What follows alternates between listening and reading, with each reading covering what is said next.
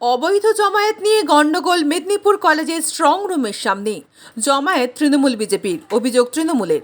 উল্টো দিকে বিজেপি আবার অভিযোগ করেছে তৃণমূল ছাপ্পা করতে পারেনি বুথে, তাই স্ট্রং রুমের সামনে এসে ইভিএম বদলানোর চেষ্টা করছে। অভিযোগের পাল্টা অভিযোগ সরগরম মেদিনীপুর ডে কলেজের গেটের সামনে। পুলিশ আছে, সামাল দেয় পুরো বিষয়।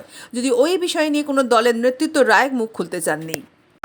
লোক পাঠিয়ে যখন লাস্ট পর্যন্ত না পেরেছে শঙ্কর গুচ্ছাইত স্যারের সাথে, এখন বর্তমানে এসে এখানে লোক পাঠিয়ে গেট ভাঙার জন্য মেদিনীপুর কলেজে লোক পাঠিয়েছে গুন্ডা চেয়াদি সব এসে এখানে বলছে গেট ভাঙবো আমরা, আমাদেরকে গেট থেকে ঢুকতে দিতে হবে।